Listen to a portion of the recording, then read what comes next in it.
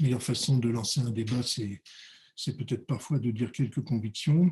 Alors, en fait, assez rapidement, quand l'annonce du projet de loi est sortie, on en a discuté entre nous, au sein du conseil d'administration de l'AFC, et on s'est rendu compte que ça faisait plus débat que ce qui apparaissait dans ce qui était dit publiquement, c'est-à-dire que la question, ce n'était pas seulement comment attribuer les réductions de peine, mais quel est le rôle des réductions de peine et qu'est-ce qu'on peut en penser. Donc, ma petite introduction ne va pas concerner spécialement le crédit de réduction de peine, mais les réductions de peine en général. Il nous a semblé que ça méritait un débat et que le débat autour du projet de loi, pour le moment, était un peu limité. Parce que ce n'est pas une question si simple que ça. Alors, en fait, je vais vous présenter ça sous deux aspects. Un rappel historique, que j'illustrerai avec des éléments de mon expérience professionnelle, mon expérience pénitentiaire professionnelle. Et puis, une deuxième partie où je tenterai une petite analyse de la valeur des réductions de peine, ou en tout cas, je livrerai mon analyse et ce que j'en pense. En sachant, je vous préviens tout de suite que ça va être assez critique parce que je n'ai jamais été un fervent défenseur de ce type de procédure. Mais bon, on va expliquer tout ça. Alors, un rappel historique, les réductions de peine, ça a été créé en 1972. C'est pas innocent de rappeler ça, c'est-à-dire que historiquement, c'est récent.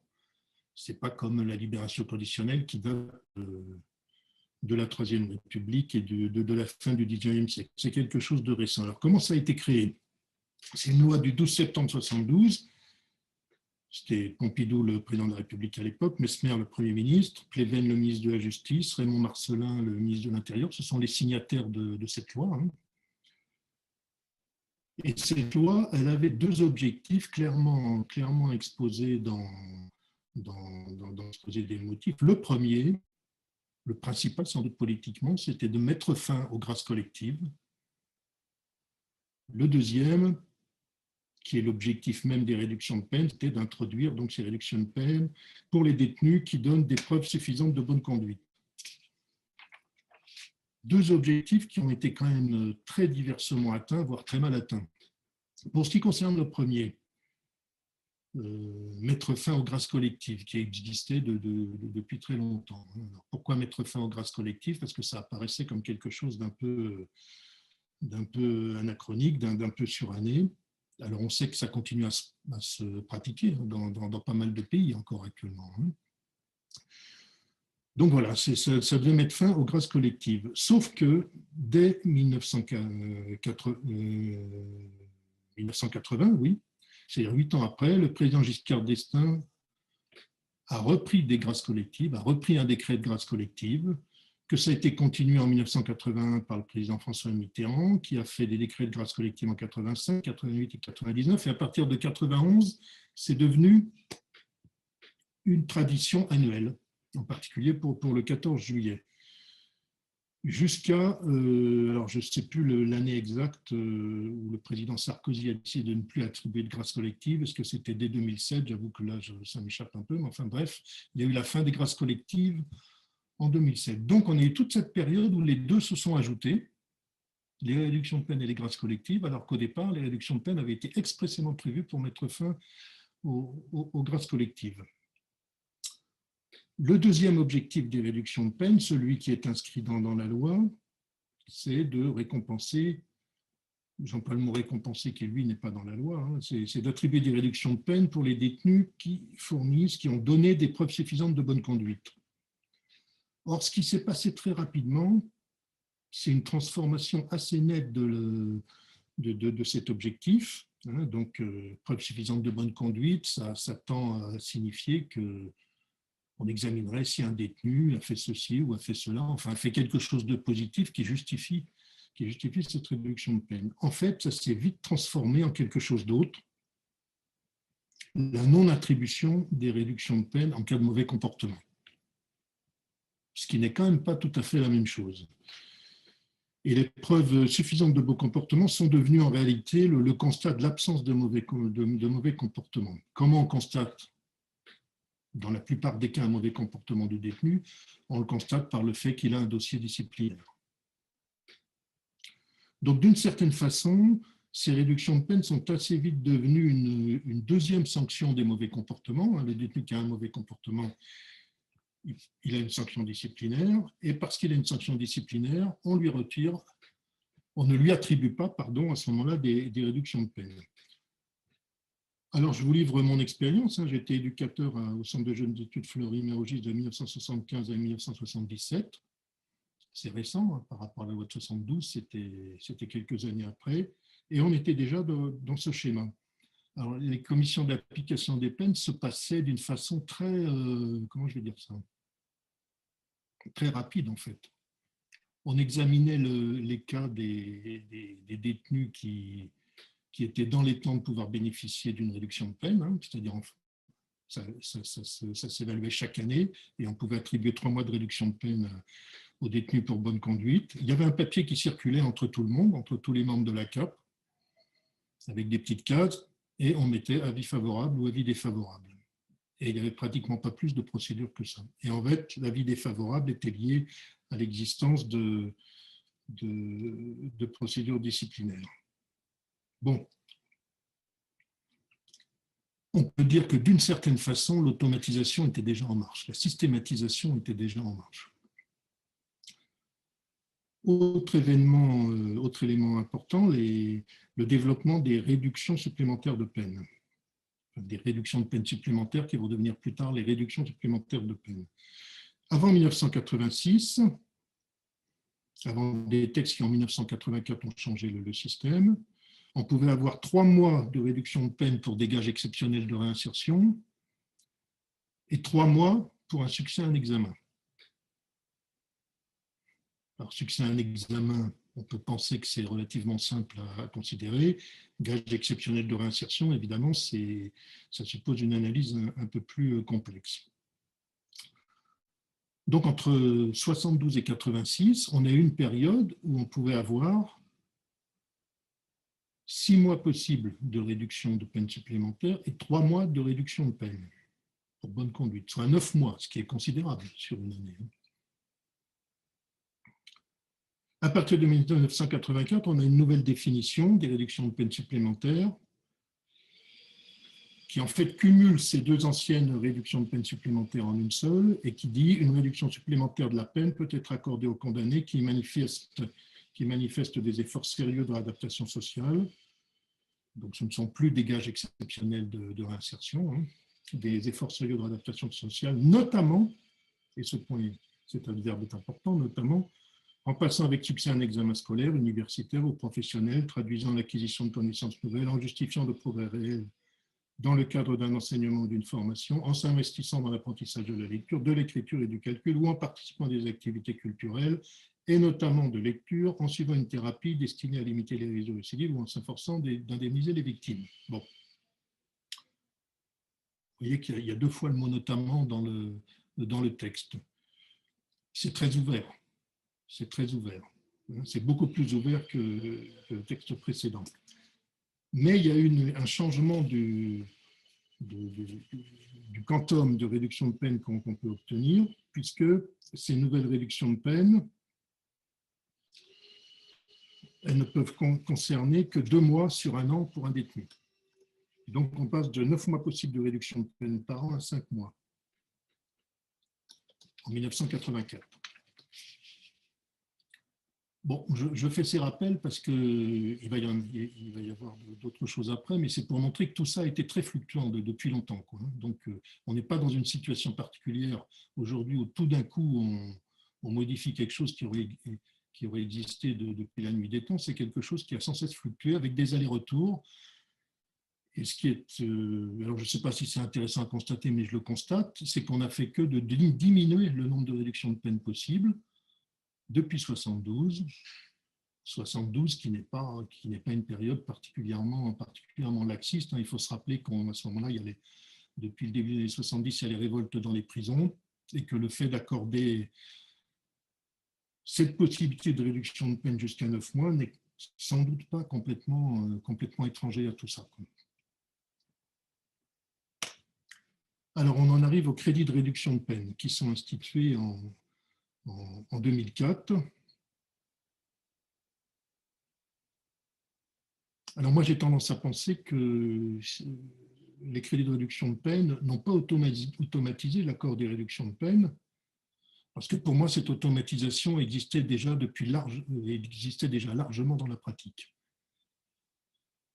Vraisemblablement, la mise en place des crédits de réduction de peine a pris en compte ce fonctionnement qui était là et l'a validé sans changer fondamentalement les choses, avec quand même un changement dans la façon de les concevoir, puisque le quota, là aussi, a une nouvelle fois été réduite, puisque avant c'était 3 mois de réduction de peine par an, et c'est passé à 3 mois de réduction de peine la première année et 2 mois les années suivantes. Donc, une nouvelle diminution en 2004.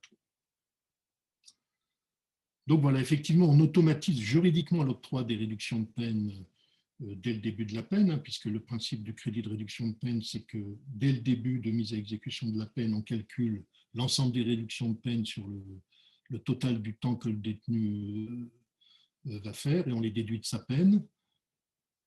Et du coup, on valide aussi ce qui s'est passé depuis le début, c'est-à-dire qu'on passe de l'analyse du bon comportement à l'analyse du mauvais comportement, mais de façon, j'allais dire, presque plus claire, puisque les décisions qui vont être prises, c'est non plus l'octroi de la réduction de peine, mais le retrait de la réduction de peine. Le retrait de la réduction de peine, évidemment, pour un mauvais comportement. Donc, on voit en 72, le crédit de réduction de peine est créé. Le crédit de peine, la réduction de peine, pardon, est créée. Elle est créée pour favoriser les bons comportements. A priori, quand on lit le texte, on pense que c'est quelque chose qui doit être assez individualisé, voire totalement individualisé. Et on arrive en 2004, où c'est automatisé, mais en fait, ça l'était déjà. Et on prend en compte en fait le mauvais comportement et pas du tout le bon comportement, malgré ce qui est écrit dans les textes. Alors, pour ce qui concerne les réductions supplémentaires de peine, on a là aussi une évolution qui est assez complexe, parce que les efforts sérieux de réinsertion sociale, ça se heurte depuis le début bien, des choses très, très pratiques. C'est l'offre d'activités dans les établissements pénitentiaires, l'offre de travail, donc la mise en relation de la volonté, du désir éventuel d'un détenu de participer à des choses et la possibilité réelle de le faire. Que ce soit des activités culturelles, des activités d'insertion professionnelle, du travail en atelier. Voilà. Donc, on a là aussi une évolution qui se fait dans la pratique, en tout cas que moi j'ai connue dans les postes où j'ai travaillé, qui fait qu'on élargit très largement l'attribution de ces réductions supplémentaires de peine, ce qui fait qu'à mon avis, on échappe un peu quand même à l'idée d'efforts sérieux de réinsertion sociale. Je vais vous expliquer tout simplement ce que j'ai vécu dans mon dernier poste. Mon dernier poste en service pénitentiaire, c'est entre 2010 et 2013. Bon, il y avait relativement peu, voire très peu de possibilités d'activité pour différentes raisons. Résultat, les réductions supplémentaires de peine étaient accordées, par exemple, à des détenus qui s'inscrivaient à des ateliers théâtre, ateliers culturels, qui s'inscrivaient sur les listes de demandeurs du travail. Ils ne pouvaient pas, on ne pouvait pas donner suite à ces inscriptions puisqu'on n'avait pas assez de place dans ces ateliers, dans ces activités. Donc on prenait en compte, je dis on parce que c'est une commodité de langage, parce que j'ai dit dès le début que moi j'ai toujours été assez peu favorable à ce système, mais enfin bon, parfois on ne peut pas faire autrement que de participer au système tel qu'il est. Donc on considérait que le détenu, en demandant à participer à une activité, faisait un effort suffisant pour obtenir une réduction supplémentaire de peine. Et de fait, il l'obtenait. Et si on n'avait pas fait ça, il y a très peu de détenus qui auraient obtenu une réduction supplémentaire de peine. Et on peut considérer que si on n'avait pas fait ça, on aurait créé une certaine forme d'inéquité, n'est-ce pas? Parce que celui qui a sa place en atelier ou qui a sa place en activité, il a eu la chance de passer avant. faut qu'une place se libère pour qu'un autre entre dedans. Donc, il n'a pas une volonté supérieure à l'autre, simplement, il est passé au bon moment où il a attendu suffisamment pour sur la liste pour obtenir sa place. Ce qui fait qu'avec ce système que j'ai vécu, moi, de façon très claire, je l'ai vécu dans plusieurs services, on assiste là aussi à une forme, pas exactement la même, mais une forme quand même d'automaticité des réductions supplémentaires de peine, puisque ça devient quelque chose qui est attribué de façon assez large et sans une analyse approfondie. Alors, je ne dis pas qu'il faudrait un système avec une analyse approfondie, ça c'est un autre système, j'essaie de décrire comment je l'ai vu fonctionner. Donc, dans le dernier poste que j'ai occupé, les gens obtenaient alors le crédit de réduction de peine, ils perdaient les réductions de peine s'ils avaient une faute disciplinaire. Donc, ce n'est plus du tout la question du bon comportement, avec un barème. Le barème, c'était si tu as des jours de cellules disciplinaires, tu as 5 jours de réduction de peine en moins. Voilà. Ça, je l'ai connu dans plusieurs sites et je pense que c'est assez répandu. Donc là, je dirais que c'est l'automaticité pour pousser au maximum parce que tout devient systématique. Il suffit que le greffe prépare la décision et puis il n'y a plus qu'à... Parce que tout le monde dise, bah, on est d'accord, c'est le barème sur lequel on s'est mis d'accord. Et donc des réductions supplémentaires de peine qui étaient attribuées de façon très systématique. Très systématique. Alors, une fois que j'ai fait ce rappel rapide, je sais qu'il est trop rapide, et puis livrer un peu mon expérience, la façon dont je vois ça, je vais livrer rapidement pour qu'on passe au débat quelques éléments, parce qu'évidemment tout ce que je dis pendant cette intervention est totalement critiquable et contestable. Le système de réduction de peine, que ce soit actuellement le crédit de réduction de peine ou les réductions supplémentaires de peine, ça n'existe qu'en France. Aucun autre pays n'a mis en place ce système. Aucun. Donc, aucune comparaison internationale possible. Aucune étude permettant de voir ce que ça peut donner ici ou là. Alors, je l'ai dit, dans pas mal de pays, on a toujours les grâces collectives qui fonctionnent de façon plus ou moins importante. Et bon, c'est quand même assez difficile à comparer. Alors, il y a un argument qui a été développé ces derniers temps en disant que la formule du crédit de réduction de peine était utile pour la prévention de la récidive. Ça a été écrit comme ça dans différents textes pour la prévention de la récidive, car ça donne une date de sortie claire, précise, permettant de construire des projets de sortie. Bon. Évidemment, pour définir qu'une action de prévention de la récidive est possible, il ne suffit pas d'avoir une date de sortie précise. Alors, toujours selon mon expérience, cet intérêt est pour moi assez relatif parce que je me souviens de ce qui se passait avant le crédit de réduction de peine. En fait, tous les détenus précalculaient les réductions de peine auxquelles ils allaient pouvoir avoir droit et avaient en tête une fin de peine possible en fonction de ces réductions de peine auxquelles ils allaient pouvoir prétendre. Et quand j'étais éducateur, la première chose que me demandait un détenu, c'était chef, j'ai calculé, normalement, je vais sortir, si j'ai mes réductions de peine à cette date-là, est-ce que c'est vrai? On vérifie au greffe, oui, c'est vrai, si tu as tes réductions de peine, tu sortiras à ce moment-là. Bon. Alors, je ne pense pas que le crédit de réduction de peine a vraiment changé énormément de choses à ce niveau-là. Bon, c'est une opinion que je donne, elle est juste elle est bonne ou elle n'est pas bonne, mais c'est ma vision des choses. Il y a un autre élément qui est important, c'est que même avec le crédit de réduction de peine, une date de sortie, ça reste quand même très hypothétique, pour des tas de raisons. Est-ce qu'on va avoir des réductions supplémentaires de peine ou pas? Est-ce qu'on va avoir un retrait de crédit de réduction de peine? Est-ce qu'on va avoir un aménagement de peine?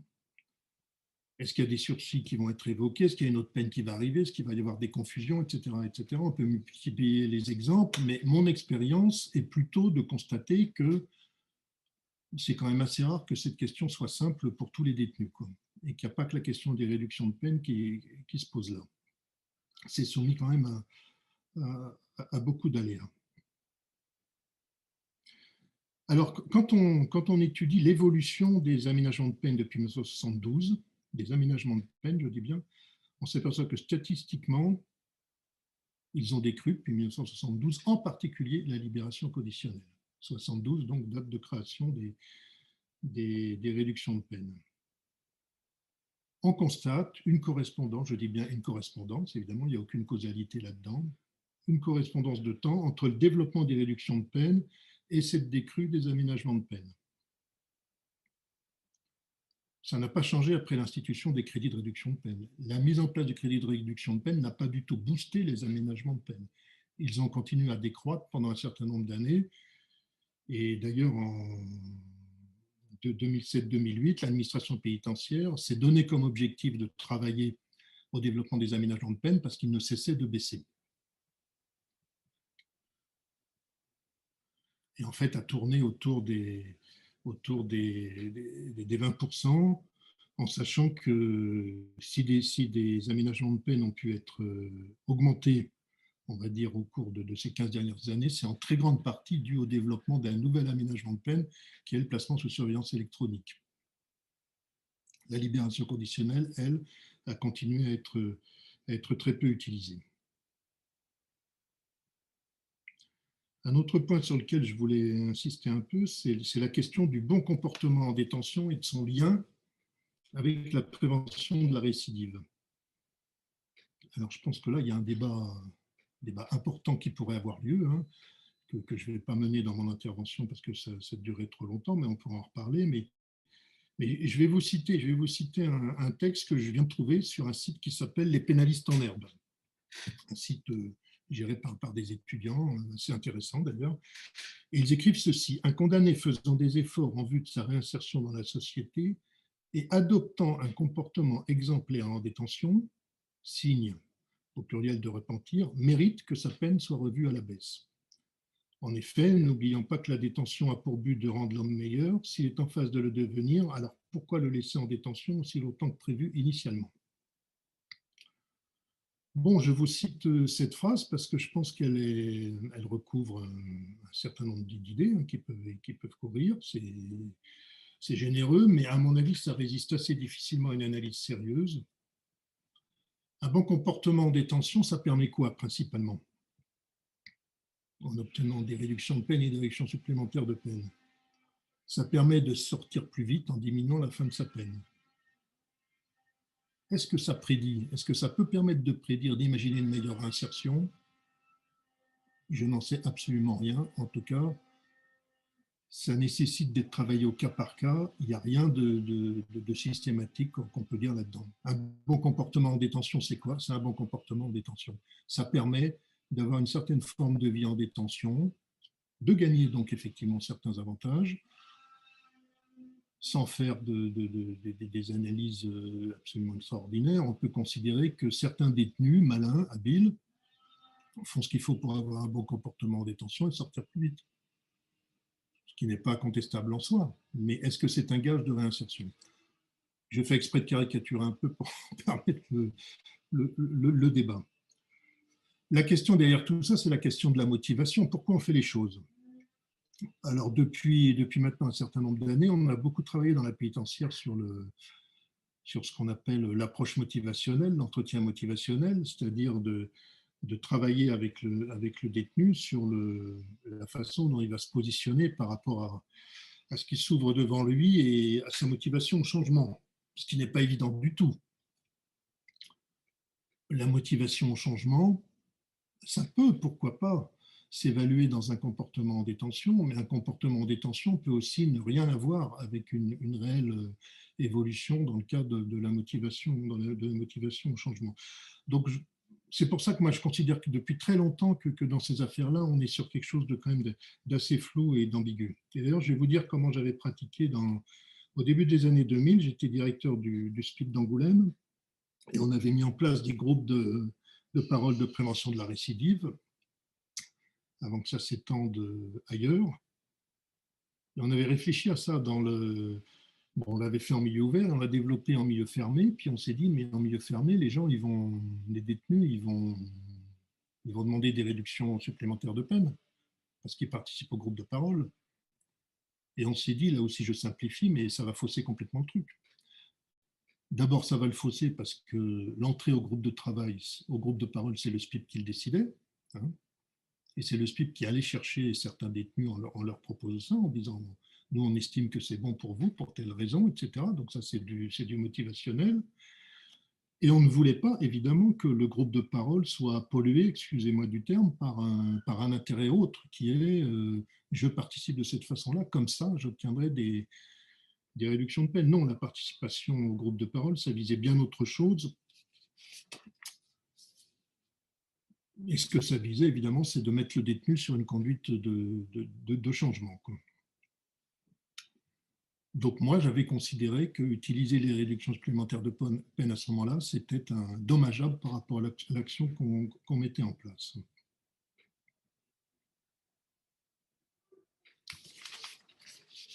Bien, alors pour terminer cette introduction, avec certaines choses que j'ai dit sans doute beaucoup trop rapidement, je pense qu'il y a un vrai débat à avoir là-dessus, hein, sur l'importance de ces réductions de peine. Je vais quand même vous livrer quelques chiffres supplémentaires qui datent, mais qui ne sont pas inintéressants à prendre en compte, alors qu'actuellement on débat un peu sans chiffres. Dans une étude publiée par le CESDIP en 1985, ils avaient analysé une cohorte de condamnés, une peine de 3 ans et plus, et on s'est aperçu que par rapport à une cohorte analysée en 1973, donc un an après que les réductions de peine aient été mises en place, donc elles n'étaient pas encore vraiment mises en place, et bien en 1973, on avait 2 sur 3 de ces condamnés qui bénéficiaient d'une libération conditionnelle, condamnés de 3 ans et plus.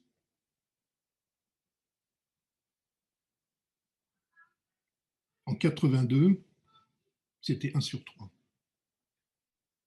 Donc un changement considérable. Pendant ce temps-là, alors qu'en 1973, on avait 78% des détenus qui sortaient avant la fin de la peine, hein, on en avait 60. Alors attendez que je ne dise pas de bêtises. La moyenne du temps de peine passé en détention était de 78% en 1973, était passée à 67,5% en 82.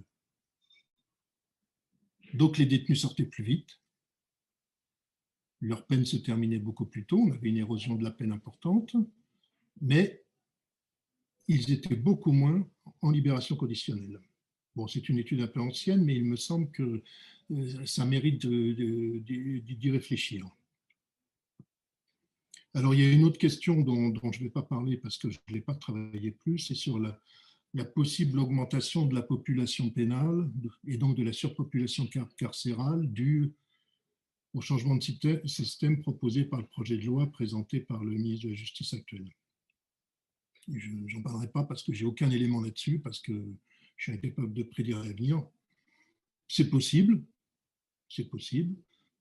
Ce n'est pas certain parce qu'on voit bien que tout ce qui s'est passé jusqu'à maintenant en matière de réduction de peine et crédit de réduction de peine n'a pas eu les effets annoncés.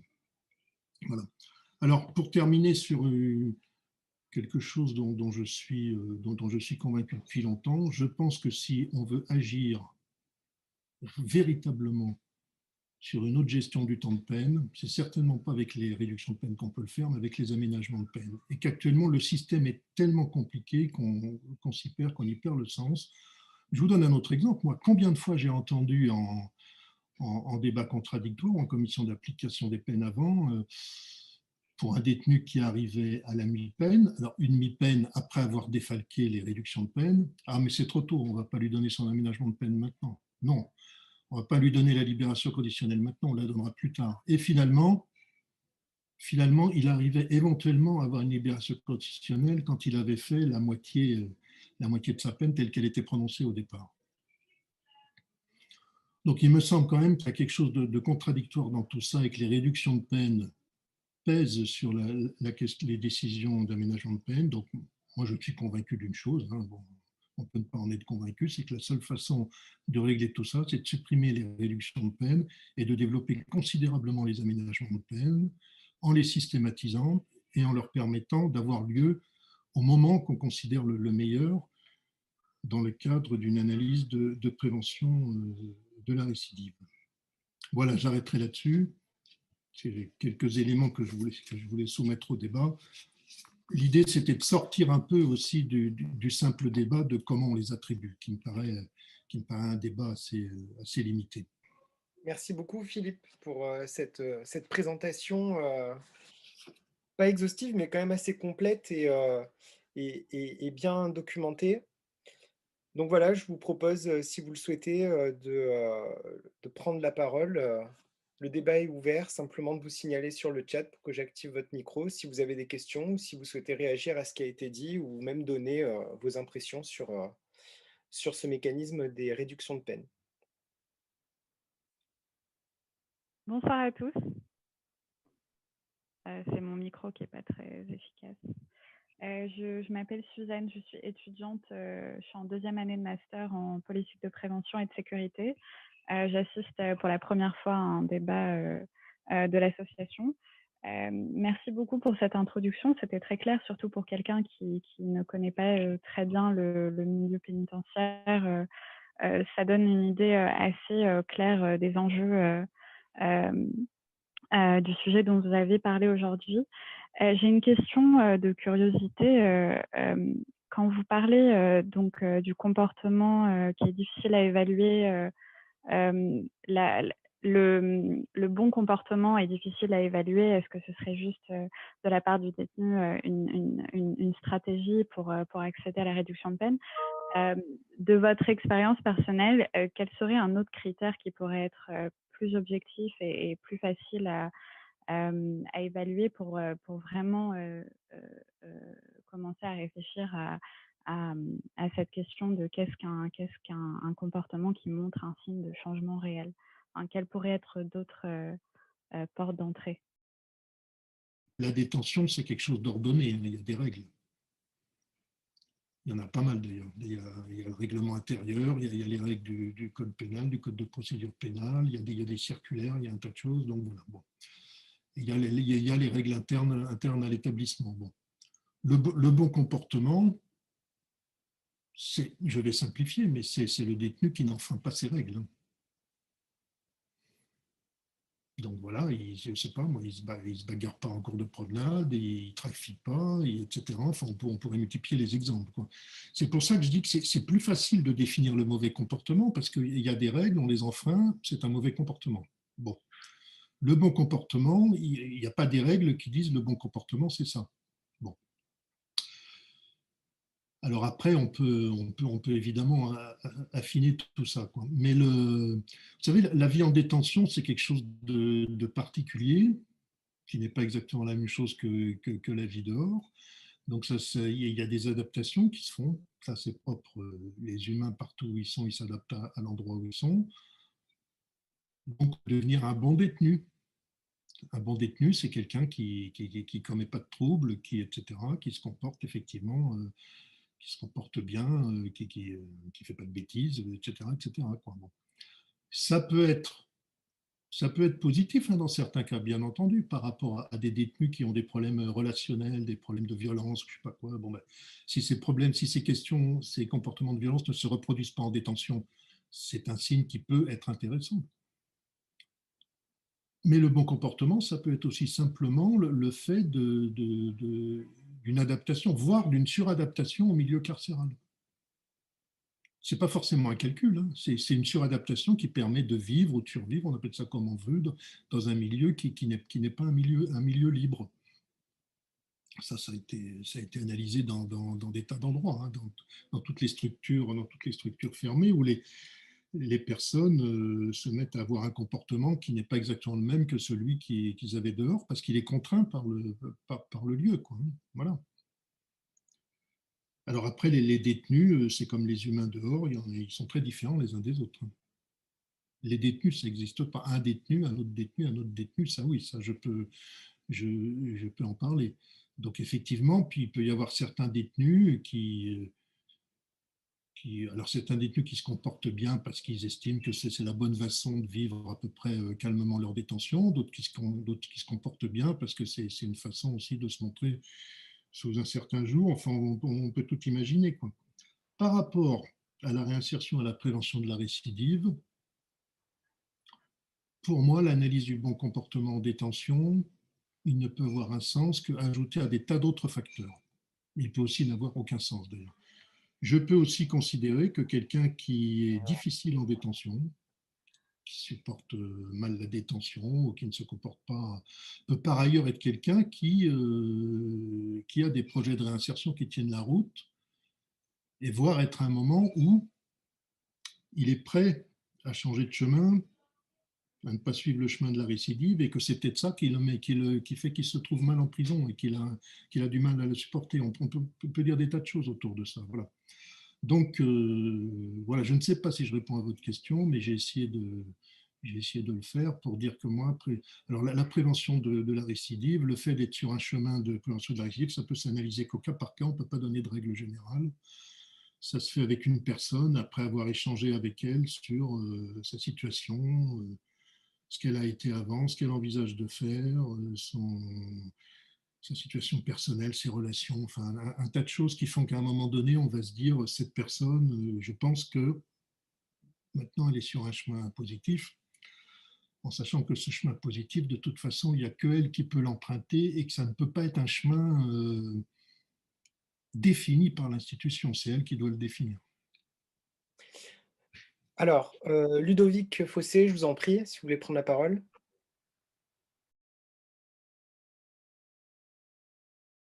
Moi, je suis juge d'application des peines.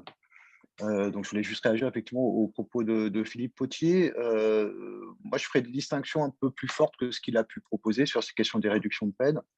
Bon, je suis assez d'accord effectivement sur les réductions de peine pour bonne conduite, ce n'est pas du tout un instrument de prévention de la récidive. C'est très clairement un instrument de gestion carcérale et de maintenir la paix en détention au même titre que toutes les autres sanctions possibles. Et d'ailleurs, si c'est d'une compétence qui est donnée au juge d'application des peines, parce que le Conseil constitutionnel a dit que seul un juge pouvait réduire une peine prononcée par un autre juge. Mais sinon, on pourrait très bien imaginer que ce soit un chef d'établissement pénitentiaire qui ait la possibilité de statuer sur les réductions de peine. Enfin, moi, ça poserait, en soi, ça ne poserait pas de problème. Même si ça pose un problème constitutionnel, et donc ça risque pas de changer. Et moi, je témoigne aussi de ce que j'ai pu vivre, puisque j'ai été juge d'application des peines sous l'ancien système, celui de 1986, et puis sous le nouveau. C'est clair que lorsqu'on statuait sur les réductions de peine pour bonne conduite en commission d'application des peines, on accordait 95% de la totalité des réductions de peine. Sur 5%, il y avait des instances disciplinaires sur lesquelles on statuait. Et en fait, en fin de commission d'application des peines, on signait toutes les ordonnances préparées par le greffe pénitentiaire sans même les relire et sans les regarder. Donc, c'est la raison pour laquelle on est passé au système de crédit de réduction de peine, parce que c'était un système administratif complètement fou. Je suis très inquiet à ce qu'on revienne à ça.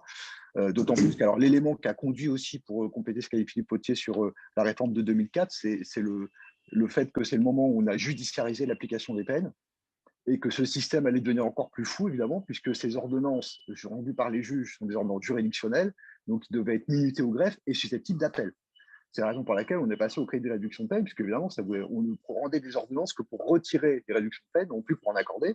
Moi, je suis très inquiet pour les greffes pénitentiaires sur la réforme qui est actuellement envisagée, qui va les mettre totalement sous l'eau, puisque c'est des dizaines de milliers d'ordonnances qui apparaissent chaque année, qui sont en plus susceptibles d'appel.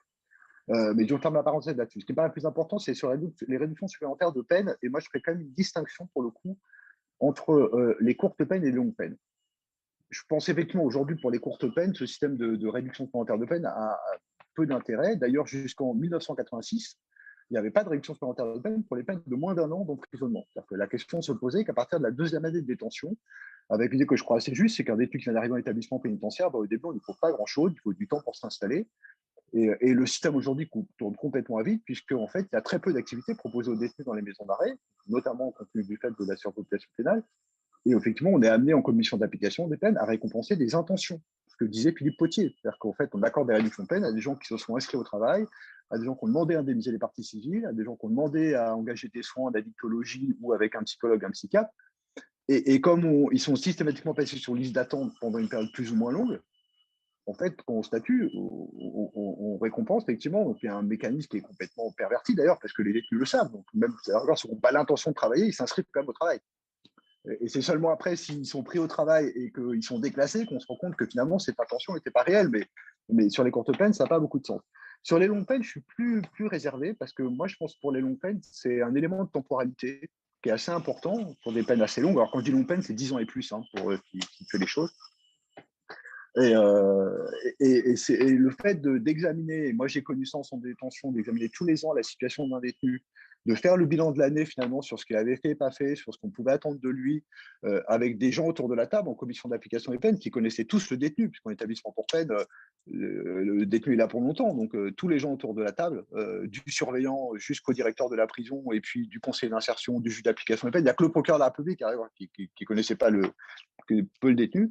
Ça a du sens, je trouve, de prendre ce bilan-là. Après, on peut imaginer d'autres mécanismes. Hein. On pourrait imaginer très bien que dans le cadre notamment des projets d'exécution de peine, qu'on examine tous les ans les situations. L'intérêt tout de même, c'est que le juge d'application des peines qui accorde ces réductions supplémentaires de peine et donc qui valide un certain nombre d'objectifs ou qui présente un certain nombre de critiques, c'est aussi celui qui va après statuer sur l'aménagement de peine. Donc il y a une certaine cohérence et le détenu entend le message quand il y a des choses qui paraissent, entend plus facilement le message quand les choses ne vont pas. Donc moi, je ferais quand même une distinction. Je pense que pour les longues peines, ça peut être un instrument de prévention de la récidive, dans le terme où on prépare quelque chose, on maintient une dynamique et on inscrit les choses dans la durée. Pour le courte peine, c'est clairement effectivement un instrument de régulation carcérale, de fait de déplacement carcéral. Hein. Enfin, vous avez vu l'article du Monde ce soir sur le fait que la France est quand même un très mauvais élève au sein du Conseil de l'Europe sur cette question. Alors, ce qui est dommage dans la réforme, c'est que je trouve qu'on n'aborde ces questions-là que par un prisme qui est extrêmement limité et que ce n'est pas du tout ce qui est attendu par les uns et par les autres. Et en plus, alors, pour parler 2 secondes du projet de réforme, on ouvre quand même la boîte de Pandore sur la question du quantum des réductions de peine. Qu'est-ce qui est acceptable comme quantum de réduction de peine, qui est une question évidemment politique, mais qui va se poser devant le Parlement. Afficher d'emblée que sur une peine de 12 mois, on ne doit faire que 6, je ne suis pas sûr que ça ne suscite pas un certain débat et qu'il n'y a pas un risque de dérive là, sur ces mécanismes de réduction de peine. Ouais. Voilà ce que je souhaitais dire pour l'instant. Il y a une question qui est posée au juge d'application des peines sur le chat. Pensez-vous réellement que les juges d'application des peines auraient plus tendance à accorder des aménagements de peine si les réductions de peine étaient supprimées? Encore une fois, pour les courtes peines, sans doute, ça a une intérêt parce que sur des gens qui ont une peine relativement courte, comme elle est très fortement érodée par le jeu des réductions de peine, ils ne trouvent plus forcément d'intérêt à présenter une demande d'aménagement de peine. Effectivement, ils voient la fin de peine arriver assez rapidement et finalement, ils ne veulent pas forcément le prendre le risque d'un aménagement de peine parce qu'il faut aussi entendre que pour le détenu, c'est un risque, un aménagement de peine. C'est l'obligation de respecter un certain cadre, des contraintes, d'être dehors avec des obligations, des rendez-vous à suivre, etc. Et s'il ne respecte pas tout ce cadre, il risque de voir son aménagement de peine révoqué. Donc il y a des détenus qui finalement, et c'est aussi le risque de le demander. C'est pas un débat contradictoire, c'est pas forcément un moment très très agréable pour le détenu, hein, avec un procureur qui va éventuellement souligner un certain nombre d'éléments négatifs, on va revenir sur son passé judiciaire, sur le casier, sur les faits qu'il a commis, on va l'interroger là-dessus, etc. Donc il n'a pas forcément envie de vivre ce moment-là, et c'est vrai que quand les réductions de peine sont accordées assez fortement, finalement, il n'y a plus vraiment d'enjeu. Je pense que pour les longues peines, c'est un peu différent. Par contre, il y a quand même un élément important d'introduire dans le débat par rapport à l'ancien système de réduction de peine, c'est qu'aujourd'hui, la libération sous contrainte est en partie dépendante de réduction de peine. Le mécanisme de libération de contrainte, c'est la possibilité à 2 tiers de peine de bénéficier d'un aménagement de peine. Le fait qu'on accorde la réduction de peine en début de peine permet de rapprocher cette date des 2 tiers de peine et de pouvoir examiner cette question de l'aménagement de peine sous une forme simplifiée plus rapidement. Le nouveau mécanisme, on va introduire des ordonnances de réduction de peine en fin de peine. C'est ce que nous, en Japon, on va essayer d'expliquer à un moment donné, c'est que en fait, au moment où on va statuer sur la réduction de peine, c'est le moment où on aurait dû statuer sur la libération sous contrainte. Et donc, en fait, la libération va passer à la trappe, qui est quand même, à mon avis, un mécanisme plus intelligent de sortie que la sortie, entre guillemets, sèche en réduction de peine. Et alors, un point, ça me fait réagir sur le fait de... Mais c'est purement interrogatif, parce qu'effectivement, c'est compliqué d'analyser ça sur la baisse des libérations conditionnelles. Il y a peut-être aussi un autre élément qui doit être pris en compte sur les baisses de libération conditionnelle. D'abord, c'est le développement des mesures de sûreté, notamment pour les longues peines, hein, le développement de l'assurance judiciaire et surveillance de fin de peine, qui peuvent inciter à moins aménager de cette façon-là. Et désolé, il y avait un deuxième argument que j'ai oublié, qui va revenir plus tard. Voilà, je vais rester là pour l'instant, l'argument m'échappe. Sylvain, tu souhaitais prendre la parole? Déjà, pour commencer, peut-être un peu appuyer le propos de Philippe de ma propre expérience. Donc moi, pour me situer un peu, je suis conseiller pénitentiaire d'insertion et de probation. J'ai travaillé pendant une dizaine d'années au SPIP de Paris, en milieu ouvert, donc avec des gens qui n'étaient pas détenus. Puis ensuite, pendant une autre dizaine d'années, en milieu fermé au centre pénitentiaire de Saint-Quentin-Fallavier, c'est dans la grande région lyonnaise. Donc un établissement qui cumule une maison d'arrêt, donc courte peine ou personne en attente de jugement, et un centre de détention, peine, on va dire, moyenne à longue, donc entre des peines de 3-4 ans jusqu'à des 50 ans à la vie, on va jusqu'à du 20-25 ans. Voilà, avec des profils qui ne sont pas des personnes extrêmement dangereuses ou des crimes extrêmement graves, etc. Donc, voilà, mon expérience, elle repose surtout sur la pratique des réductions de peine en milieu fermé dans cet établissement-là. Mon analyse, c'est effectivement, et pour enchérir un petit peu sur ce que disait Philippe, d'un système très mécanisé finalement, et y compris au niveau des réductions supplémentaires de peine. Alors, on aura peut-être un point de divergence avec M. Fosset qui vient de parler, mais moi, je ne fais pas une grosse différence. Je trouve qu'entre les crédits de réduction de peine qui visent le comportement et les réductions supplémentaires de peine qui sont censées, je dis censées parce qu'à mon sens, ce n'est pas réellement ça, viser des efforts sérieux de réinsertion. On le voit, enfin, je ne reviens pas sur tous les mécanismes qui ont été décrits par Philippe et même par M. Fosset sur effectivement, des fois récompenser des intentions, récompenser parfois un peu du hasard, parce que même par exemple, quelqu'un qui demande du travail en détention, selon qu'il a du soutien à l'extérieur de sa famille, etc., il va devoir être sur liste d'attente, pendant que quelqu'un qui n'a aucune ressource, aucune aide, va être classé, donc accéder au travail très rapidement. Et ça, comment le mesurer? Et est-ce que c'est des efforts sérieux de réinsertion? Et au-delà de ça, il y a toutes sortes d'autres dispositifs, l'éducation nationale, la formation, le soin, tous ces éléments qui sont pris en compte au titre des réductions supplémentaires de peine et qui sont parfois particulièrement instrumentalisés par un certain nombre de détenus qui connaissent très bien le système, qui savent très bien qu'il faut, pour obtenir de manière systématique tous les ans leur réduction supplémentaire de peine, passer par la case psychologue, passer par la case j'ai mis en place un virement régulier à mes parties civiles, etc. Et comment jauger que tout ça relève d'efforts réels et sérieux de réinsertion, ça me paraît compliqué. Et donc, voilà, en plus, ça embolise plein de systèmes. D'abord, le système d'application des peines, où effectivement, on peut passer un temps énorme à discuter de est-ce qu'il faut accorder 20 jours ou 30 jours, ou etc. à monsieur parce qu'il a fait ceci, parce qu'il a fait cela. Dans le même temps, on lui reproche d'avoir détenu en cellule une clé USB et que le barème pour ça, c'est moins 7 jours, etc. Et parfois, on en arrive à passer une demi-heure en commission d'application des peines à discuter de quelque chose qui va faire varier, in fine, la fin de peine de quelques jours. Donc, ça me paraît compliqué. Je ne vois pas très bien ce que ça apporte, si ce n'est effectivement, et Philippe en a peu parlé, mais je pense qu'effectivement, un des enjeux forts, et y compris dans le projet qui est en cours, c'est celui de la gestion de la détention. Comment est-ce qu'on fait pour avoir un système de sanctions qui soit crédible vis-à-vis de détenus qui pourraient avoir un comportement compliqué en détention, si on supprime aussi ce système-là. Or, je pense qu'il existe d'autres systèmes pour sanctionner, que ce soit le système disciplinaire classique en détention avec la commission de discipline, etc. Et puis, in fine, dans certains cas, il y a aussi la question de la sanction pénale, puisque un certain nombre d'infractions réglementaires en détention relèvent éventuellement d'infractions pénales. Donc voilà, tout ça pour dire que je trouve que c'est un système qui est complexe, qui prend beaucoup de temps et qui participe aussi à l'embolie de tous les dispositifs internes aux établissements. L'éducation nationale, le système de soins en particulier, je tiens à le redire, on sait qu'on a un système qui est extrêmement carencé et déjà en matière de soins aux personnes détenues et particulièrement sur le volet psychologique. Et un certain nombre de gens font des demandes purement instrumentales pour être suivi par un psychologue, pour voir un psychiatre, et ainsi de suite. Et donc, ces professionnels se retrouvent un peu submergés dans beaucoup d'établissements de demandes dont on serait bien incapable de certifier de l'authenticité pour finalement des résultats compliqués et de fait, ont peut-être moins de temps à consacrer à des gens qui non seulement en ont besoin, mais pourraient en faire la demande. Je rappelle que dans un certain nombre de cas, pour les réductions supplémentaires de peine, l'absence de soins vaut théoriquement un refus totale. Donc, c'est quand même des choses qui peuvent être compliquées et qui participent, à mon sens, à la saturation des dispositifs culturels, des dispositifs de formation, dispositifs de soins, etc. en détention.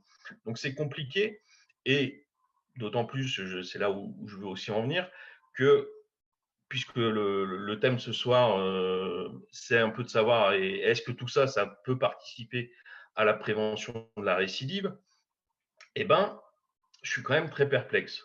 Je pense qu'on est un petit peu sur un système assez comportementaliste de sanctions-récompenses. Grosso modo, si tu te comportes bien, bah, tu es récompensé. Si tu te comportes mal, bah, tu es puni. Il faut que tu prouves dans un cas et dans l'autre. Et j'aperçois du coin de l'œil mon collègue psychologue Christophe, qui pourra sans doute nous parler de tout ça s'il le souhaite, notamment des théories de Skinner, etc., autour de le système sanction-récompense. On sait que ça a une efficacité, hein. C'est aussi comme ça qu'on peut provoquer des changements, mais c'est rarement des changements durables et des changements authentiques. Et donc, ou en tout cas, il y a certaines conditions qui sont quand même assez complexes. Et notamment en théorie, le taux de récompense devrait être largement supérieur au taux de sanction dans un autre cas, pour qu'il y ait une certaine efficacité. Il y a même certains programmes qui travaillent là-dessus. Bon, je m'excuse, je me perds un petit peu en digression, je vais essayer de ne pas faire un tunnel trop long.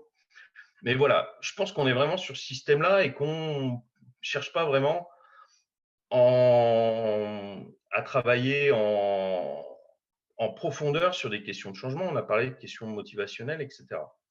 Néanmoins, on sait que tous ces systèmes de réduction de peine, effectivement, ils ont comme sous-bassement aussi de provoquer une certaine érosion de la peine qui permettent aujourd'hui qu'un certain nombre d'établissements pénitentiaires n'explosent pas sous le poids des années de détention qui sont prononcées chaque année. À tel point qu'on sait, ou en tout cas que ça se dit beaucoup, qu'un certain nombre de magistrats du siège au moment de juger tiennent déjà compte de cette érosion dans le quantum qu'ils vont fixer. Et on en arrive effectivement à un système un peu qui marche sur la tête, où on prononce tant d'années de prison, sachant qu'on va en faire tant, etc., etc. Et c'est un peu ce que le ministre aujourd'hui annonce vouloir combattre, c'est-à-dire que l'argument qu'on a entendu très souvent, c'est que les réductions de peine, ça suffit, que les gens savent au moment même où ils sont condamnés qu'ils ne feront pas la totalité de leur peine. Donc effectivement, c'est une difficulté parce que plein de gens ne comprennent pas cette problématique, estiment que si on est condamné à 10 ans, il faut faire 10 ans et pas 5, etc. Et dans ce schéma-là, les aménagements de peine sont aussi assez peu compris parce que souvent on ramène ça à la question on est libéré pour bonne conduite, c'est ce qu'on entend parfois, et tout ça revient à dire finalement quand on condamne les gens, alors la plupart du temps ils vont pas en prison, c'est scandaleux, et le reste du temps quand ils y vont, ils font pas leur peine, ils en font à peine la moitié, etc. Et donc, je pense qu'on a toute cette difficulté-là à gérer en matière d'opinion publique et à penser en termes de fonctionnement des établissements et de finalité qui serait effectivement qu'une personne qui sort d'un établissement pénitentiaire, qui en finit avec la justice, ne revienne pas un jour devant un tribunal. Donc voilà, moi je pense qu'il faut quand même réfléchir à ces questions-là et arrêter d'être peut-être sur du superficiel et se concentrer sur des enjeux qui sont forts de changement, de comment est-ce qu'une personne vit sa période de détention, comment elle s'implique dans un certain nombre de choses et notamment dans ses projets de sortie. Et on sait que cette implication, cette adhésion à des projets qu'on a construits de manière autonome, volontaire, etc., est finalement le plus efficace que la construction de projets qui peuvent être parfois un peu de la même façon un peu utilitariste, parce qu'on sait qu'on va passer devant un magistrat qui devra valider tout ça, voire on devra passer par des mécanismes simplifiés où on jugera sur dossier et on regardera est-ce que finalement monsieur a coché les bonnes cases ou pas. Et donc, pour essayer de conclure sans trop faire long, je pense qu'une des propositions qui serait intéressante et à creuser, ce serait de penser finalement un temps sous main de justice. Une peine qui est prononcée, elle a une durée qui est fixe, parce qu'un des enjeux, notamment avec la création des crédits de réduction de peine qui remplaçaient les réductions de peine, c'était de donner une visibilité plus forte à la date de fin de peine. Ce qui est un des gros problèmes du projet actuel, c'est que ça va retarder la date à laquelle on connaît la date réelle de libération, ce qui est quand même compliqué pour pouvoir préparer la sortie. Et donc, d'imaginer de penser ça avec une période, s'il y a une période de détention qui se passe en détention, mais automatiquement jusqu'à la date de fin de peine, aussi une période qui se passe à l'extérieur. Et que le basculement, à un moment, ne relève pas d'un aménagement d'une peine d'emprisonnement, mais relève du cours normal d'une sanction. C'est-à-dire que la sanction, elle est carcérale pendant un temps, elle est probatoire, puisqu'il s'agirait de milieu ouvert, dans un second temps, avec peut-être des questions à se poser sur à quel moment tout ça intervient. Mais du coup, dans ce cas-là, il n'y a pas d'érosion de la peine. Dès qu'on est condamné à 20 ans, on fait 20 ans au total. On sait quand ça finit et on sait à quel moment on va sortir. Et l'enjeu qui porterait, qui serait peut-être le plus important et le plus intéressant, c'est à quelles conditions on sort, à quelles obligations on est soumis, à quel suivi on devra répondre à la sortie. Et à ce moment-là, on ne conçoit plus les choses comme une faveur, une récompense d'un bon comportement, etc., mais un élément qui relève d'une sanction et de la réflexion qu'on peut porter sur comment on aide la personne à changer et à aller vers une absence de récidive.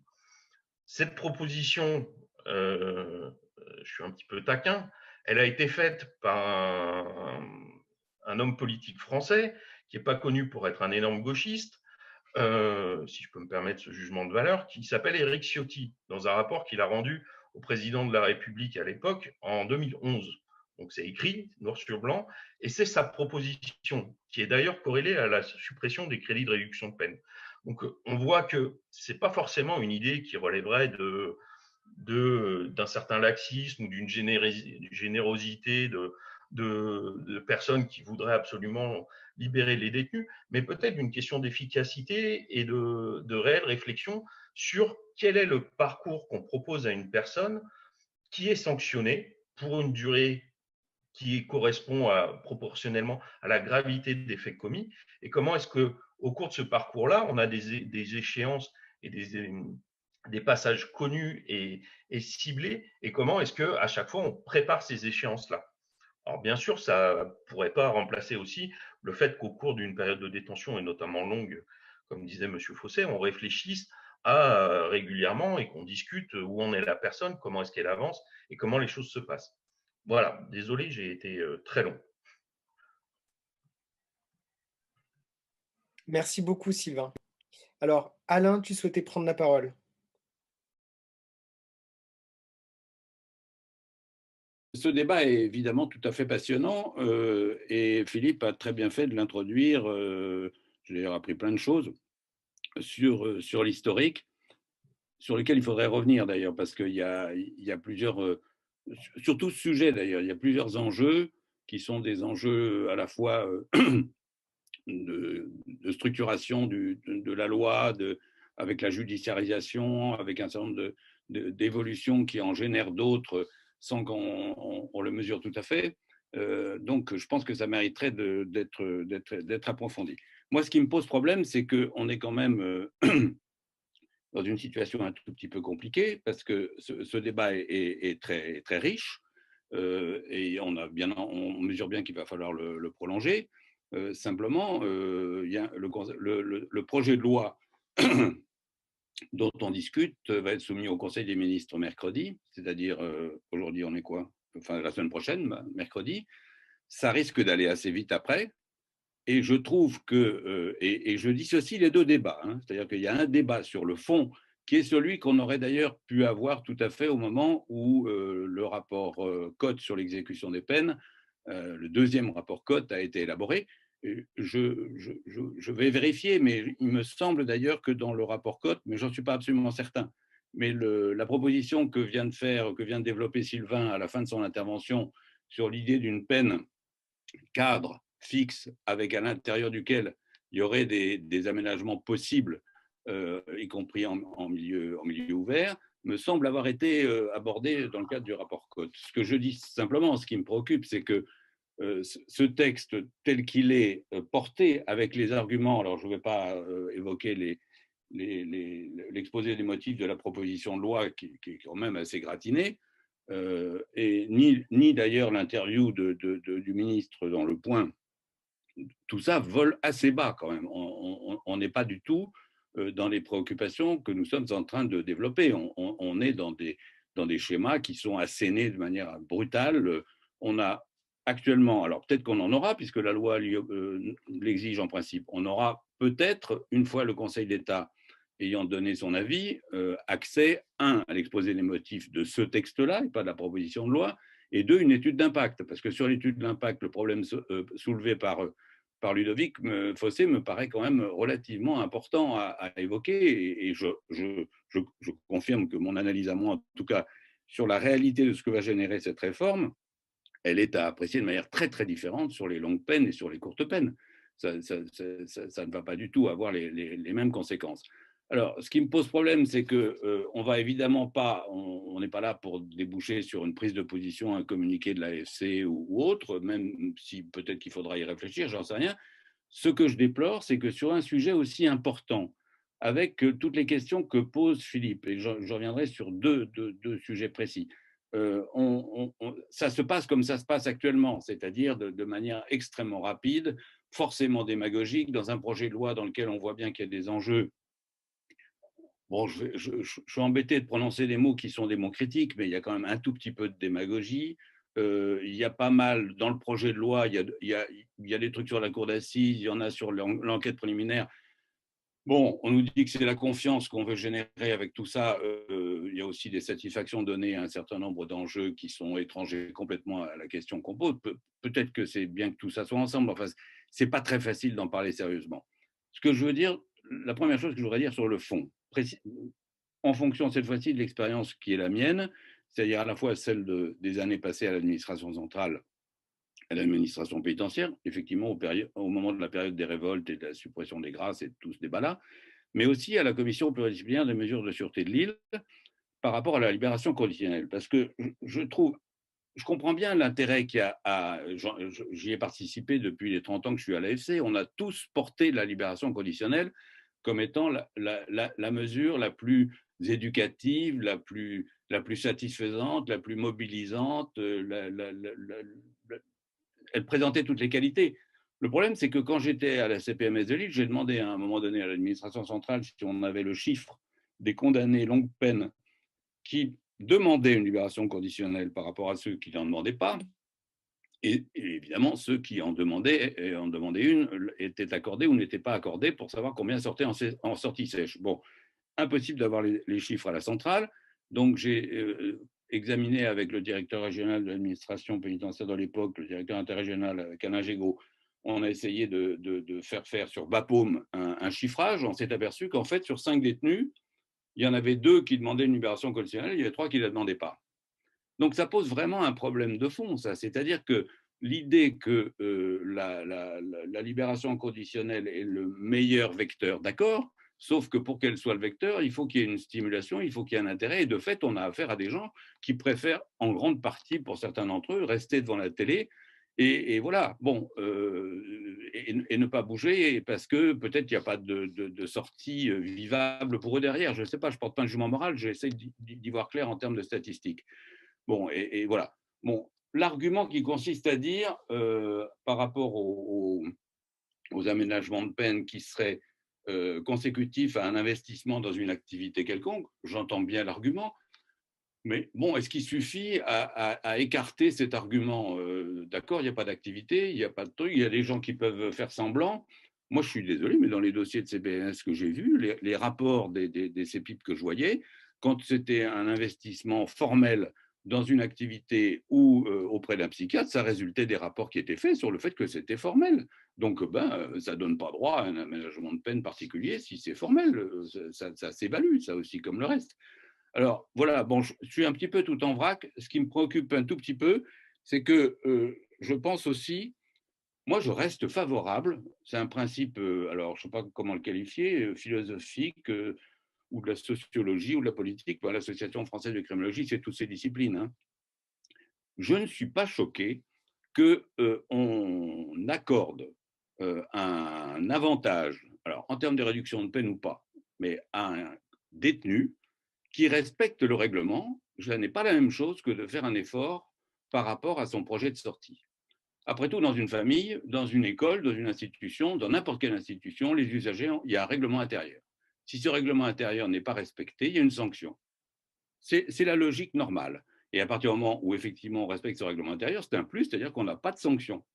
Mais la logique de l'individualisation par l'intermédiaire d'un projet ou d'un investissement est une autre logique et ça me paraît non seulement pas choquant, mais nécessaire que ça soit pris en compte. Et je terminerai sur un souci sur lequel je serai très court parce que je ne suis pas en mesure de l'expliciter de manière claire, mais j'ai cru comprendre à partir des débats que j'ai eus avec certains collègues magistrats en particulier, que le dispositif qui serait proposé, qui résulterait du système en question, du système qui est proposé, de la suppression des crédits de peine, déboucherait d'une certaine manière sur des sorties sèches. C'est-à-dire qu'il y a la possibilité actuellement de faire en sorte que le détenu sorte plus tôt et puisse encore être contrôlé et par conséquent, alors que là, ça ne sera pas le cas. Alors, c'est un parallèle aussi avec la bourde qui avait été faite par rapport à la suppression de la libération conditionnelle pour les terroristes, par exemple. Bon, bah, du coup, on s'est aperçu qu'on ne pouvait plus les suivre derrière en supprimant la libération conditionnelle. Bon, voilà. Donc, voilà, tout ça est peut-être un tout petit peu confus, mais je pense que le débat est très compliqué et j'ai très peur d'un débat qui soit réduit à des approches complètement démagogiques, complètement à courte vue et non situées dans un ensemble qui pourtant avait été travaillé et préparé par le rapport Cotte il y a pas si longtemps que ça, il y a 3 ans ou 4 ans. Bon, voilà. Et j'attends l'étude d'impact et sa critique, ou en tout cas la discussion qui pourra en résulter. Merci Alain. Est-ce que d'autres personnes souhaitent réagir ou apporter leur contribution au débat? Pour réagir sur le projet, je trouve qu'on est quand même dans un schéma très en trompe-l'œil, parce qu'il est question de supprimer les crédits de réduction de peine, effectivement, qui sont taxés de systématicité et qui, effectivement, sont, comme leur nom l'indique, un crédit, c'est-à-dire qu'avant même tout effort, avant même quoi que ce soit, la personne déjà obtient dès la première année 3 mois de réduction de peine, puis les années suivantes 2 mois, et que c'est ce que dénonce le ministre et le dénonce autour effectivement de l'argument que ce serait incompréhensible pour les personnes, pour l'opinion publique, j'entends par là. Sauf que le problème étant qu'aujourd'hui, effectivement, le dispositif, comme l'a décrit Philippe, fonctionne avec des crédits de réduction de peine d'un côté qui relèvent effectivement de manière assez stricte des questions du comportement, du bon comportement en détention ou des sanctions disciplinaires, et de l'autre, les réductions supplémentaires de peine. Sauf que dans le projet qui a été communiqué, bien évidemment, comme il paraît compliqué de supprimer tel quel 3 mois pour la première année, voire 2 mois pour les années suivantes, sur toutes les peines qui seraient prononcées en France, sous peine de faire exploser les effectifs des détentions, qui d'ailleurs remontent en flèche depuis l'épisode du premier confinement, malheureusement. Et donc, le dispositif aujourd'hui tel qu'il est pensé consiste pas en une suppression des crédits de réduction de peine, mais concrètement en une fusion des réductions de peine simples pour le comportement et des réductions supplémentaires de peine, avec pour l'instant, on verra si c'est confirmé tel quel, une addition des quantums, c'est-à-dire qu'une personne qui rentrerait en détention pour une peine d'1 an aujourd'hui, au bout de 6 mois, on examinerait la possibilité qu'il obtienne 6 mois de réduction de peine, effectivement, le faisant de fait sortir quasiment au lendemain de l'examen de ces réductions de peine. Et c'est là où je pense que ce que indiquait Alain sur les inquiétudes et le risque d'augmentation des sorties sèches, c'est là. C'est que en examinant plus tardivement les réductions de peine, potentiellement, on a des gens qui vont sortir, entre guillemets, le lendemain de l'examen de leur réduction de peine. Et donc, préparer la sortie, proposer un aménagement de peine dans ces conditions-là relève du vœu pieux. Et c'est quand même une grosse difficulté qui, en plus, voilà, quand l'argument de fond est de dire il faut arrêter l'érosion de la peine que les gens ne comprennent pas, est en plus faux parce qu'un certain nombre de mécanismes dans l'octroi de tout ça fait qu'au final, les gens vont même pouvoir prétendre à des quantums supérieurs de réduction de peine que ce qu'ils pouvaient obtenir aujourd'hui. Je ne rentre pas dans le détail mécanique de ça, mais c'est une réalité. Donc effectivement, c'est quand même un problème important en termes de mécanique judiciaire et de possibilité de préparer la sortie, d'aménager la peine, etc., qui ne résoudra rien fondamentalement, qui potentiellement va créer une porosité entre les critères qui ont été décrits pour les réductions de peine et les réductions supplémentaires de peine, puisque d'un côté, on a le comportement, de l'autre côté, on a les efforts de réinsertion, et les deux ne sont pas assimilables. Et déjà aujourd'hui, ça peut parfois être difficile de faire comprendre dans les fameuses commissions d'application des peines dont on parle, que quelqu'un qui a un comportement extrêmement exécrable en détention n'est pas forcément quelqu'un qui ne fait aucun effort. On a des gens qui concrètement se mobilisent, ont des projets, sont intéressés par certaines choses, suivent des soins, etc., mais qui, comme le décrivait Philippe, peut-être sont inadaptés à la détention pour toutes sortes de raisons. Et donc, si on arrête de séparer ces deux dispositifs pour tous les fusionner en un, et aujourd'hui le projet c'est ce qu'il dit, c'est on peut octroyer des réductions de peine aux gens qui manifestent un bon comportement et des efforts sérieux de réinsertion. De fait, la porosité qui existe déjà entre les deux critères risque de se renforcer, avec une difficulté, me semble-t-il, parce qu'on va en faire des outils encore plus peut-être de gestion de la détention, plus que des outils réellement de réinsertion et de prévention de la récidive. Ça me paraît être une difficulté assez importante du projet tel qu'il est aujourd'hui. Monsieur Duflot, si vous souhaitez prendre la parole.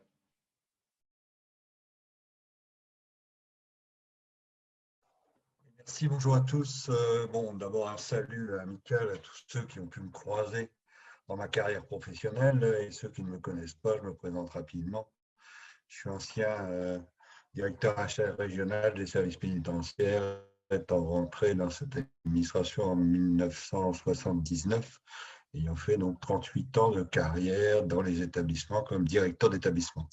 Bon, je ne vais pas reprendre tout ce qui a été dit, je voulais simplement faire un focus sur la réalité, je dirais, des réductions de peine actuellement, qui est un facteur de bon ordre à l'intérieur des établissements. Bon ordre individuel et bon ordre collectif. Alors, avec le côté qui me paraît nécessaire, mais Alain Blanc l'a très bien expliqué, je ne reviens pas là-dessus, mais le côté pervers que ça peut représenter par rapport aux efforts des individus et des personnes détenues dans une perspective de réinsertion. On voit très bien, et tous les débats ont été autour de ces questions-là, de ce diptyque qui est par moments très contradictoire dans les objectifs. Et derrière ça, la question qui est, à mon avis, posée, c'est quels sont les ressorts à l'intérieur d'une détention qui permettent aussi de répondre à une évolution positive. Or, on sait très bien actuellement, et étant sorti de l'institution, ayant maintenant un regard plus politique, quoique ça ne m'a jamais échappé vraiment, on sait très bien que si on ne renforce pas à l'intérieur des établissements les capacités de réponse aux carences des individus, eh bien, tout cela n'est qu'un effet de manche et un effet de communication sous une forme démagogique, à mon avis. Et ce que je crains, c'est au-delà de tous les propos humanistes, en réalité, on renforce le côté de demande de réponse répressive. Alors, je crois qu'on a perdu la connexion avec Monsieur Duflot. Bon, en attendant, Philippe, je te propose de prendre la parole et puis on rendra peut-être la parole à Monsieur Duflot quand il se reconnectera. Oui, je voulais juste préciser, alors c'est à la fois suite à l'intervention d'Alain et celle de Sylvain. Moi, je pense que la question actuelle du projet de loi et la question de fond ne sont pas distinctes, parce que on est dans une situation où on a un fonctionnement actuel des crédits de réduction de peine et des réductions supplémentaires de peine qui est, de mon point de vue, tel que je l'ai expliqué, contestable, critiquable et qui a des effets pervers pour parler simplement. Bon, on a un projet qui est lui aussi contestable.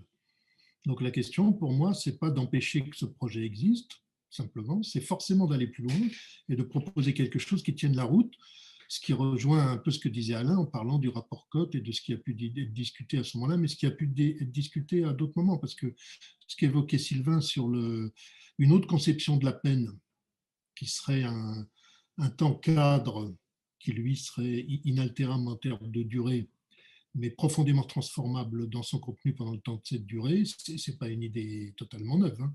Ça fait quand même un certain temps que beaucoup de gens le pensent. Et ça existe dans d'autres pays. Donc je pense que la difficulté actuelle, par rapport à des prises de position, par rapport au projet de loi, en tout cas moi c'est ma difficulté, c'est que je ne peux pas, j'aurais du mal à dire il faut absolument que ce projet ne passe pas et donc qu'on en reste à ce qui existait avant. Donc je pense qu'il y a une sorte de responsabilité intellectuelle à dépasser ça et à dire autre chose, c'est-à-dire une critique du projet de loi qui ne serait pas basée que sur la question du maintien de l'existant, mais sur la mise en place d'un autre paradigme, parce que c'est bien de ça dont il s'agit pour moi. Après, pour ce qui concerne les réductions de peine et le maintien d'un certain ordre en détention, alors évidemment, en détention, il faut maintenir un certain ordre, bien évidemment, comme partout d'ailleurs. Je répète que nous sommes le seul pays à utiliser ça, et c'est quand même quelque chose d'un peu vertigineux, c'est-à-dire aucun autre pays ne l'utilise, et chez nous, on pense qu'on ne peut pas faire autrement que de l'utiliser. Mais dans les autres pays, les détenus ne se révoltent pas plus, ne sont pas plus difficiles, enfin, etc. Chez nous, il y a des révoltes quand même, etc. Donc, je pense qu'il y a un vrai problème là. On s'est habitué intellectuellement, depuis 1972, on s'est habitué petit à petit à ce système de réduction de peine qui est, moi qui interviens dans des pays étrangers, je peux vous dire que j'ai un mal fou à expliquer comment ça fonctionne. Les gens ne comprennent rien. Parce que les aménagements de peine, ça, c'est quelque chose qui est partagé. Mais ces réductions de peine qui viennent en plus, personne n'y comprend. Alors, il n'y a pas que l'opinion publique qui ne comprend pas. Hein. Il y a tous les autres pays qui ne comprennent pas. Ce n'est pas pour rien que ça n'a jamais été suivi par quelqu'un d'autre. Donc, oui, bien sûr, on peut maintenir l'ordre en détention sans réduction de peine, puisque tous les autres pays du monde tentent de le faire sans réduction de peine, et certains y arrivent pas plus mal que nous. Mais ça nécessite toute une discussion, parce que comment maintenir un certain ordre en détention et une pacification? Heureusement qu'on peut le faire autrement que par une crainte de sanctions. Il y a d'autres méthodes, dont certaines commencent à être utilisées en France d'ailleurs, les modules de respect, tout ça. Enfin, on pourrait parler de beaucoup de choses. Donc je pense qu'il faut qu'on arrive à sortir d'un état de la réflexion qui nous enferme pour passer à un autre paradigme, et que peut-être la réflexion criminologique sert à ça aussi, à dépasser l'actualité pour aller plus loin. Donc oui, le projet actuel est contestable, mais la situation l'est aussi. Donc que fait-on? Ludovic Fossé, pardon, et ensuite Alain.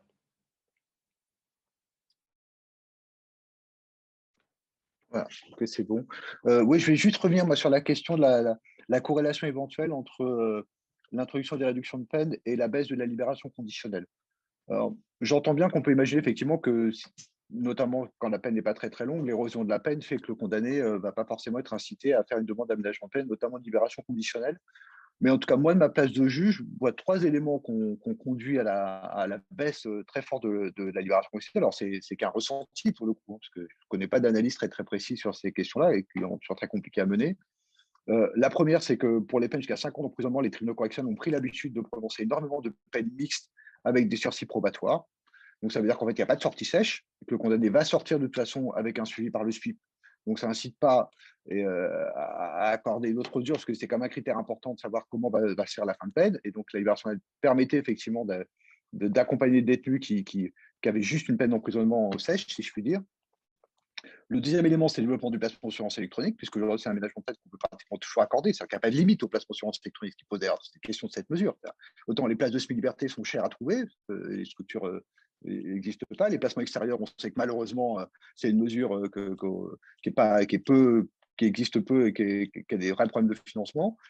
le placement sous instruction électronique, c'est toujours quasiment possible. Clairement, notamment les procureurs préfèrent toujours un placement sous instruction électronique à une libération conditionnelle. Il y a un problème de philosophie. Donc ça, c'est pour les peines, je dirais, courtes et moyennes. Et pour les très longues peines, c'est très clairement la réforme de 2012 qui a introduit l'obligation d'une mesure probatoire, les bases sur la peine réelle, l'examen qui a disparu en commission pluripénale de mesures de sûreté, et puis le passage au Centre national d'évaluation qui est quand même très lourd pour les condamnés, qui a à mon avis conduit énormément de condamnés longue peine à ne plus faire de demande de libération conditionnelle. Alors, Alain disait qu'il n'y avait pas de chiffres, il y avait des chiffres qui avaient été communiqués par la DACG dans l'année qui a suivi la réforme, et on avait constaté que dans l'année, le nombre de demandes avait été divisé par 2 en 1 an. Donc, d'ailleurs, c'était Eric Ciotti qui était à l'origine de cette réforme, il avait clairement atteint son but, qui est moins de libération pour les longues peines, compte tenu d'un certain nombre de récidives médiatiques. Donc, j'ai du mal, moi, à associer les réductions de peine et la baisse des libérations condamnées. Je pense que la question est plus complexe que ça et il y a beaucoup de choses en œuvre et ça ne me paraît pas être essentiel. Et juste un point pour conclure, notre tradition des réductions de peine, elle remonte quand même au-delà de 1972, elle remonte au quart cellulaire. Il y a 1875 où les détenus qui acceptaient l'enseignement individuel pouvaient bénéficier des réductions de peine d'un quart. Donc, voilà, on voit que c'est quand même très ancré dans notre droit, cette question des réductions de peine, et c'est pas facile d'en sortir. Merci. Alain? Non, alors c'est par rapport à l'argument qui est un argument massue de Philippe, à savoir on serait le seul pays du monde à avoir ce système pour maintenir l'ordre dans les détention. Bon, c'est quand même, alors c'est sûrement vrai, je ne conteste pas du tout ce qu'il dit.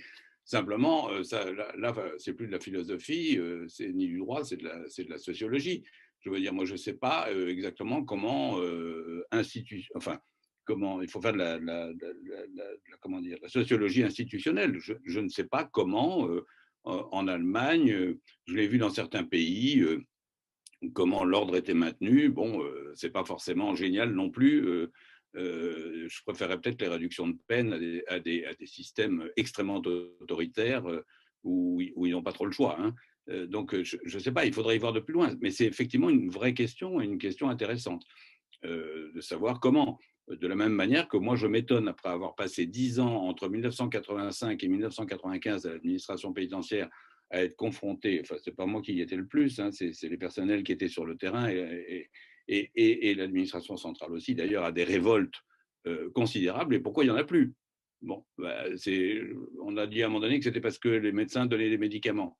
Bon, je ne crois pas. Il y a quelque chose là qui ne s'explique pas, qui s'explique, mais sur lequel on n'a pas travaillé et qui pourrait être intéressant. La question de l'ordre au bon sens du terme, c'est-à-dire du respect de la vie collective dans un certain nombre, par rapport à un certain nombre de principes, est une question qui est complexe, mais qui mérite vraiment d'être approfondie et travaillée avec des comparaisons internationales, de la même manière que tous les pays ne réagissent pas de la même manière par rapport aux vaccins en fonction de leur culture, de leur histoire, et c'est compliqué.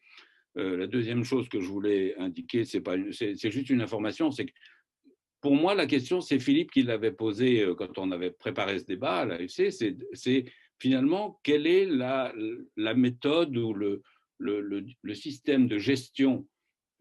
J'insiste sur gestion parce qu'il ne s'agit pas de faire de réfléchir uniquement à ce qui est le mieux pour chaque détenu. Il s'agit de gérer aussi une institution. Et donc, les deux sont étroitement liés. Quel est le système qui est le meilleur? Je ne sais pas très bien, mais en tout cas, moi, la question à laquelle j'ai envie de répondre, c'est de savoir quel est le système, mais tout le monde sera d'accord ici, je pense, c'est qu'est-ce que la criminologie nous apprend par rapport à ce qui est le plus adapté. Alors, je pensais simplement à cette remarque tout à fait banale et je m'en excuse, parce que j'ai eu Delphine Boisel tout à l'heure au téléphone pour autre chose, puisque vous savez que Delphine Boisel est avocate, présidente de l'OIP, mais qu'elle a créé une association des avocats spécialistes de l'exécution des peines. Elle me disait qu'elle avait reçu un tweet, alors je ne sais pas, peut-être que certains d'entre vous l'ont reçu, moi les tweets, je ne sais même pas comment ça marche, de Martine Herzog-Evans qui avait adopté une position par rapport à ce projet de loi. Bon, elle est une universitaire plus que reconnue en matière de criminologie. Moi, c'est ça ma question, c'est ça. Et si on devait à un moment ou à un autre adopter une position, ou en tout cas continuer à réfléchir, ce serait ça. C'est ça la question. Mais c'est celle que pose Philippe. Hein. Je vous propose de conclure. On voit bien que le sujet est quand même beaucoup plus complexe que ce qu'il n'y paraît Et je pense que nous avons atteint l'objectif de cette soirée, c'était de montrer cette complexité, pas seulement sous l'angle du droit, mais aussi l'impact de ces dispositions sur un parcours d'exécution de peine. Voilà. Merci beaucoup à tous. Merci beaucoup d'avoir répondu présent à ce webinaire, d'avoir participé. J'ai trouvé ça passionnant et aussi intelligent. Ça donne de quoi réfléchir. Je vous souhaite à toutes et tous une très très bonne soirée et j'espère que nous aurons de nouveau l'occasion de pouvoir nous revoir dans le cadre d'autres webinaires organisés par l'Association française de criminologie.